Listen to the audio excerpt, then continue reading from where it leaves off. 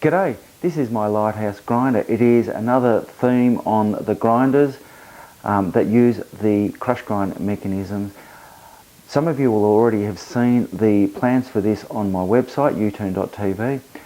This video is all about how I make them. So what will you need? Well, first of all you will need the plans. Now they can be downloaded from my website. All of the measurements or the diameters are over here. Now unfortunately for some they're in millimeters. Over here are all the lengths, the critical lengths. This section here, the lens of the lighthouse, is clear resin, clear epoxy resin. Now this design has been based on the Aries Inlet lighthouse. The Aries Inlet lighthouse is in Western Victoria in Australia, so Google that, have a look at the image of that and you'll see that it's pretty close. Not exact detail for detail, but not too bad. Let's have a look at the lens. The lens I've cast up using epoxy resin, the 606 clear epoxy resin that I use, and that's been my mould. It's just a disposable plastic cup that came out of. That's my lens, 40 millimeters long. It's plenty wide enough. I'm not exactly sure how wide that is, but it's plenty of width there. My timber, now this is the standard sizes that I need for the body of a grinder.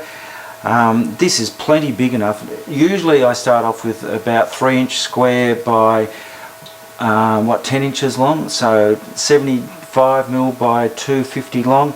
This is actually now 240 long. The top wood, now there is the piece of wood that will be used for the top. This was 4 inches or 100 mil long. I've got excess there, more than I need. Look at the spigot. Now that spigot is longer than normal grinders, but I found that that's a good way of making sure that the shaft of the grinder, the excess that pokes through, doesn't actually go into the lens part of the lighthouse. Just to show you what I mean, here is the picture of the lighthouse. We've got a shaft that comes up here, but the spigot comes down to around about there. The excess part of the shaft will stick into this part, which is all wood, and it won't go into this clear resin section so you don't see it. Make sure that your hole in here is plenty deep enough to accommodate that extra long spigot, like so. So I'll put that to one side and I will bring my tailstock up, tighten that up, and we're ready to turn. Now part of what I want to talk about is how I go about replicating these measurements onto a piece of wood. How I get this design and how I transfer all of this information and get what I've got here onto here. Ready to turn. Tools I've got for this project are going to be a roughing gouge to start roughing things down, get this smaller in diameter, and then only 3 or 4 other tools that I'll need for this. But one thing you will need to get your measurements, I use a set of vernier calipers. You could use something like these Woodfast universal calipers as well, they're good, or whatever else you've got.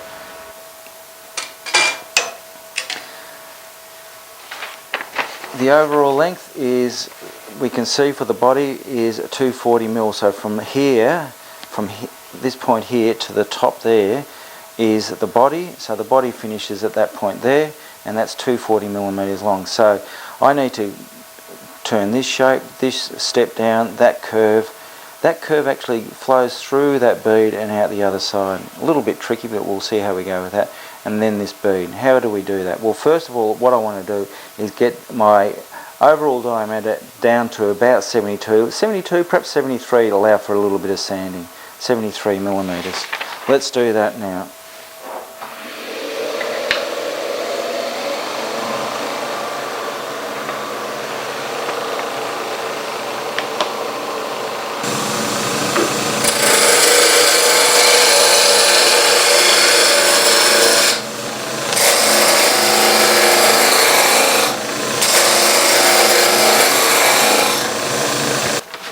I need this measurement down here to be 67 millimeters. So I just always add a little bit extra, so 67, I'm going to go to 68 millimeters and turn that to 68 millimeters.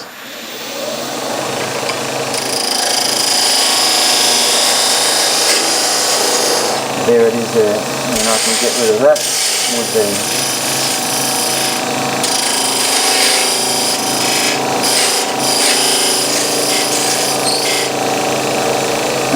can probably get rid of a bit of this wood here.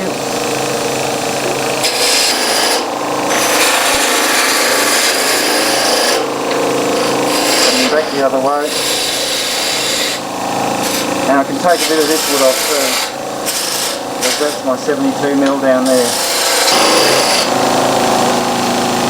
Let's turn the lathe off. Let's have a look at my next drawings. Now let's transfer some measurements from here onto here. Now I'm going to do the lengths now. So 8mm from here downwards. So that's that one there. And then there's 6. Then there's 12mm, which is this section in here, and 9. So I'll just put that to one side. And first measurement is, I'll just get rid of that face mask for a sec. So now my first measurement is 8mm. There it is there. Next one is, from there is 6mm, so I'm going to go down to 14mm. There it is. From there is 12mm, so 12 down from there, and then it is 9. So 12 plus 9 is 21, so there it is there. Let's scribe those all the way around.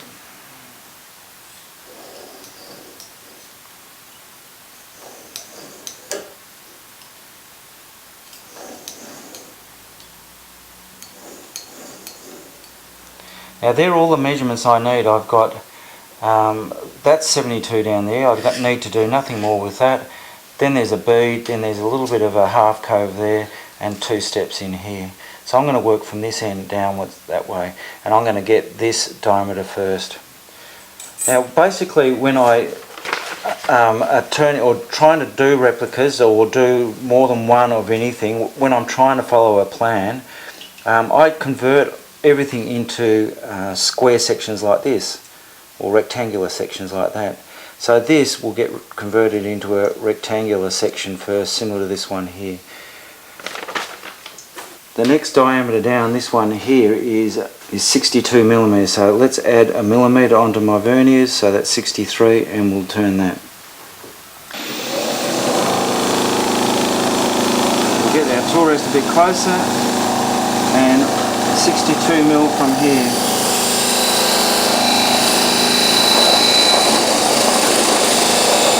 There it is there.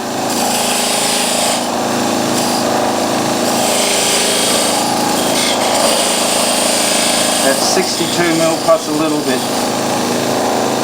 Now from here I need to go down, I need to sweep down here.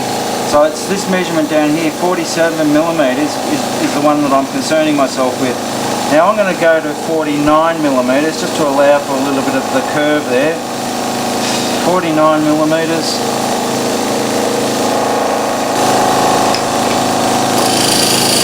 Come in there. 49mm. And make sure that this back jaw, the bottom jaw, is in that groove.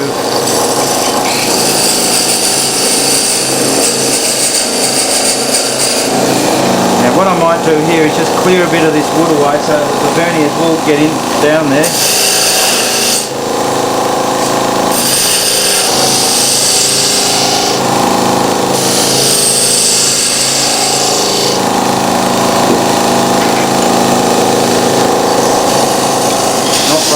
There it is there. Now this diameter here I can part just there, take off a bit of that. I'm just sighting through that gap there to see if this diameter is the same as that one. It's a bit more. That's alright. There it is about there. And now I can get the diameter of that bead, and that bead is 55mm. I'll add a millimetre to that. You can add less, often depending on the wood, but sometimes I will go down to, and my verniers, sometimes I only add half a millimetre.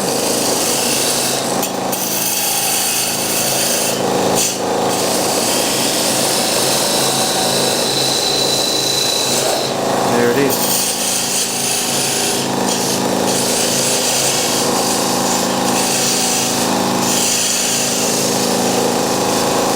So there is the rectangular shape that I'm going to roll the edges of to get that bead. But I'll leave that for the moment and I'll start shaping this.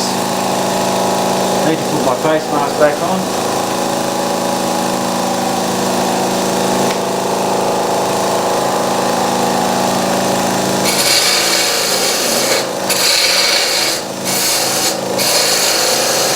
I need to be careful here that I don't fall off this cut and go into that bead. Now this is more or less just a straight line from that point there, which is 72 up here, down to this diameter here, which is 47. So that's all I need to do, just a straight cut from one point to the next.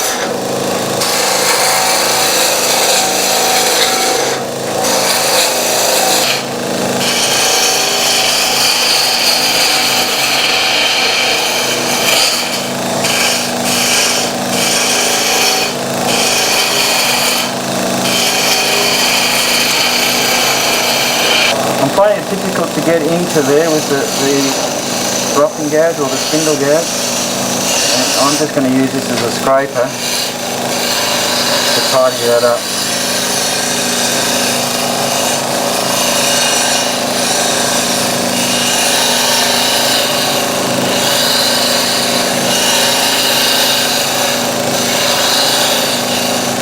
Now I'm looking through here to see if this diameter is the same, flows through to that diameter there, and I would suggest that it's not looking quite right at the moment. I perhaps need to go a little bit thinner there. I never did actually get an accurate measurement on that.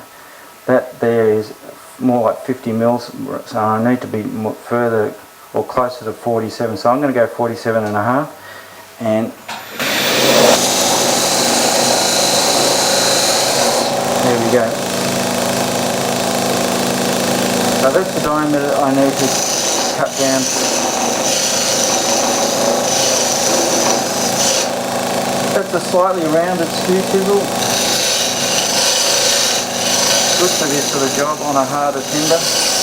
Perhaps some timbers just won't work very well, but it enables me to get right down into that corner there.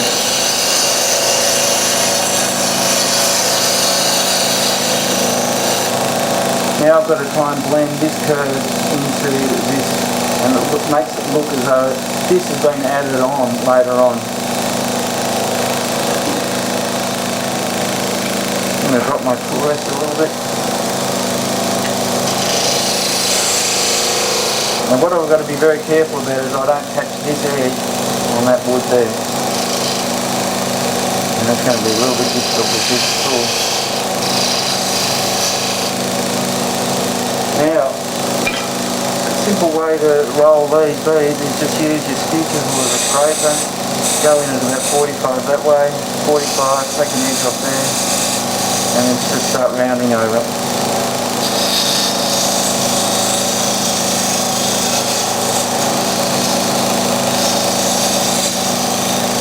Like that.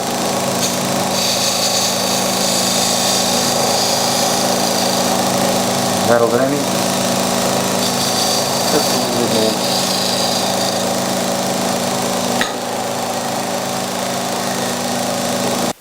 Now what I've got here is a skew chisel that I've ground, so that it is going to actually get into that area there like that. So as a scraper, I'm going to go in there nicely.